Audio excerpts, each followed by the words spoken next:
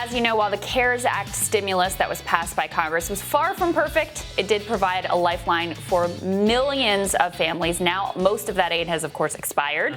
Congress has taken no action to replace it. The president did issue some executive orders, which were mostly theater, and the extension of unemployment benefits that he included in that has yet to be implemented in any states, to my knowledge. So we're getting a first look at what the fallout from that lack of an additional stimulus looks like for American families. Let's go ahead and put Jeff Stein's tweet up there. There's a new piece of the Washington Post. I really encourage you to read all of it. They talk to individuals and families that are really struggling right now. But Jeff's got the top lines right here. 29 million adults say that they don't have enough to eat. 15 million renters who are behind on rent payments.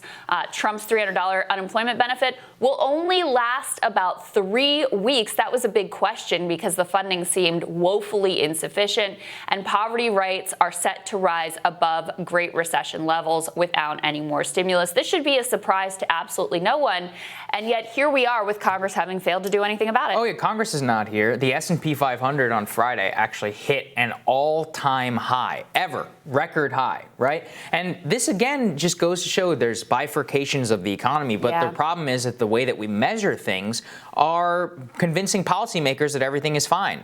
Even if you look within the S&P 500, 60% of the companies have losses, have reported losses. But those top 40%, the tech stocks normally, are the ones who are booming. So the overall index is high. So policymakers look at that and they're like, oh, well, this whole thing is great. Actually, no. If you produce real goods, if you have like a real business and you're not online and in the business of software, you're suffering. That's why the Dow Jones Industrial Average is not at an all-time high. Same thing on the mortgages. We have here, you found this actually. Let's throw that up there on the screen. Look at these mortgage delinquencies that have spiked. I mean, 8.2%. And you can see where it was around the 2009 mark. I mean, we're not all that far off or away, especially if poverty rates begin to spike and we see government assistance begin to go down. So all of the sleeping indicators here are there, which is that if you look top line, you're like, things are okay. The more that you dig into it, you're like, oh my gosh, we are going, just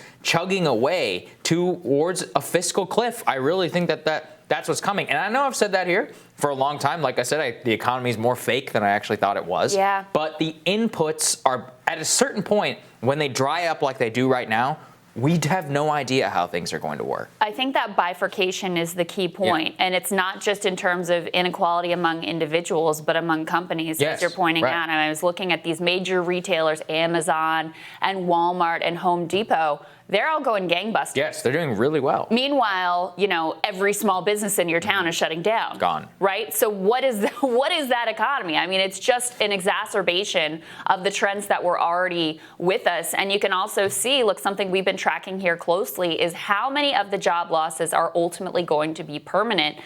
Goldman Sachs analysts saying now that almost a quarter of those so-called temporary layoffs in the U.S. are going to, in fact, be permanent. What does that mean? That means that even once there's a vaccine and everything gets back together and people can go out into the world again and feel safe and maybe not have to wear a mask absolutely everywhere, it is going to take a long time to recover.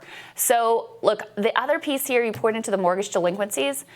At the same time, the housing market is like, oh yeah, it's booming. Insane. I mean, and that, again, it just shows you how disconnected the top of the economy is from everybody else.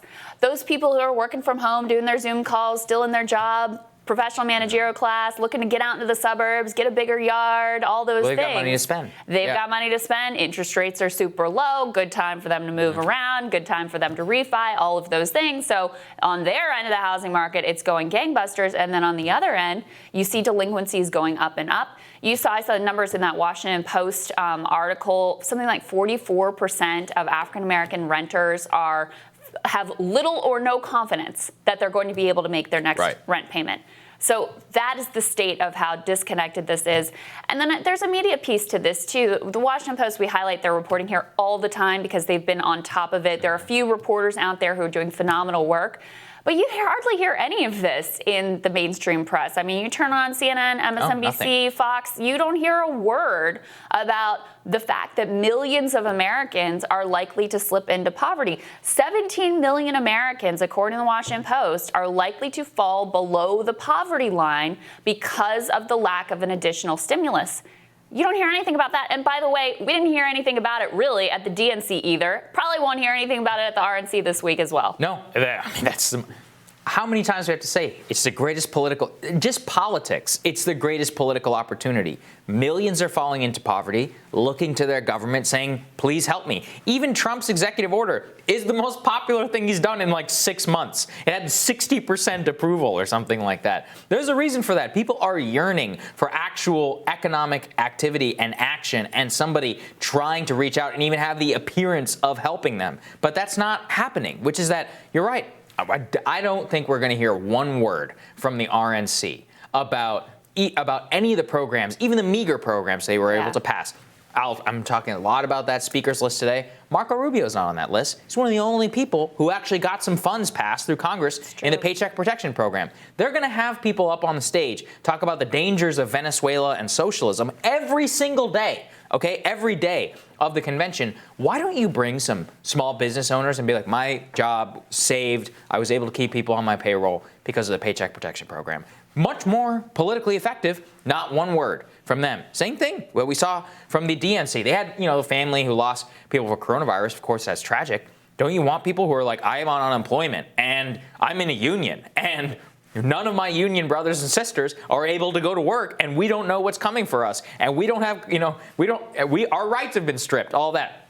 They don't care. Yeah, I haven't heard it once. Instead, they focused on, Biden passing the Violence Against Women Act in the 90s. In the early 90s. And John Kasich. And RNC has said one of their major themes this week is going to be cancel culture. Right. I'm sure that's really top of mind for the millions of Americans who are facing foreclosure and eviction and struggling to feed themselves and let alone their family. It's a woman that they quote in the Washington Post that they interviewed. She admitted that she's having to steal food to feed her kid, right? That is the state that we're in, and yet if you watch the media, if you watch what the two major political parties are doing, you'd think that this wasn't happening. You would have no idea of this level of fallout that so many people are facing. So we're going to stay on top of it, bring you all the latest always, because I think this is one of the most important and completely undercovered stories of our time. And I agree with you, Saagar. At some point, there's going to be reckoning because these numbers, it just doesn't make sense. Yeah, I agree. I mean, I don't know how else the economy can all be geared towards the top 20% and all that, 80% of economic activity, et cetera. But at a certain point, when hundreds of millions of people don't have money to spend, something has to crash somewhere. I mean, somebody's got to buy something from Amazon, right? Like, there have to be customers from many of these other tech companies and others. And eventually, the kind of artifice that we have going on right now with the Federal Reserve and more, it's going to crash down. And at that point, who's going to be holding the bag? Biden, Trump? They don't seem to disagree really on all that much whenever it comes to how they should respond economically. If they do, they're not really saying so. All right, more Rising for you after this.